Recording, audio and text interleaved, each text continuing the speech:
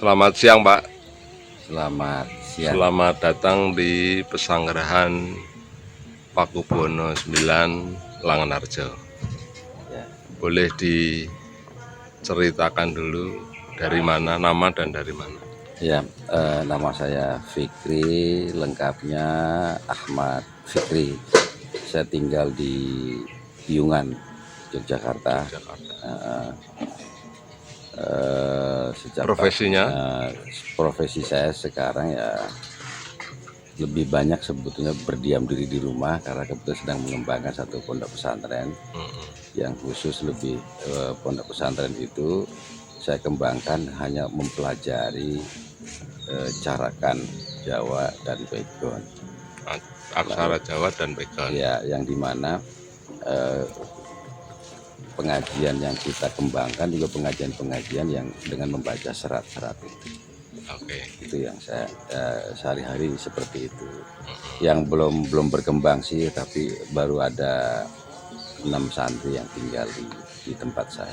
Oh, baik. Saya tadi panjenengan ke sini membawa buku konsep belajar aksara Jawa.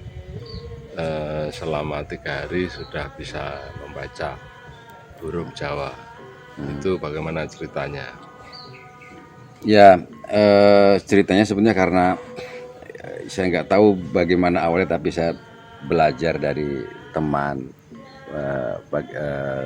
tentang aksara Jawa ini, yang kemudian tapi masih menurut saya terlalu ada filosofis, sehingga kemudian saya terinspirasi dari metode yang filosofis itu.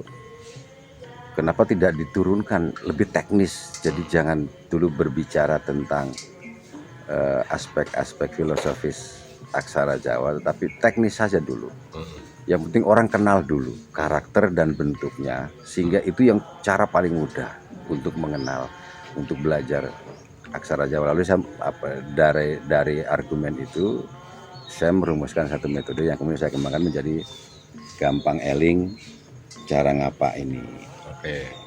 Dari konsep atau metode panjenengan di dalam mempelajari aksara Jawa ini pernah Anda lakukan di mana saja?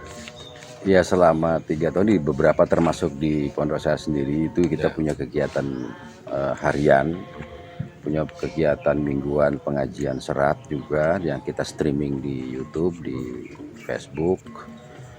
Juga kita bikin beberapa pelatihan. Saya beberapa kali diundang, termasuk diundang untuk mengisi pelatihan di Banten, di Tangerang, di Magelang, di Jogja, di beberapa tempat gitu. Juga diundang teman-teman MGMP Jawa untuk mengenalkan metode ini supaya bisa diterapkan di dalam proses pembelajaran mereka.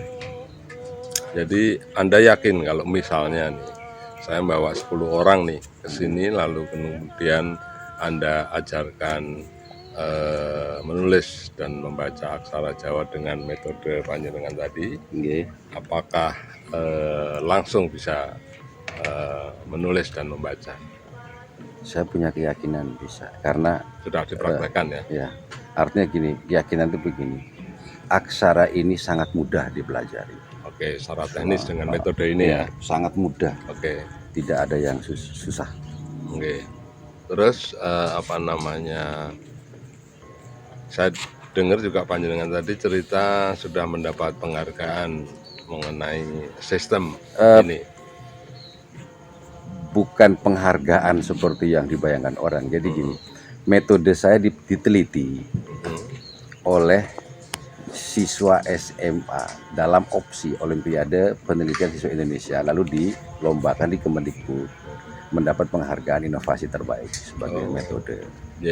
Yang mendapat penghargaan itu bukan saya sebenarnya, tapi orang meneliti metode ini itu dapat penghargaan.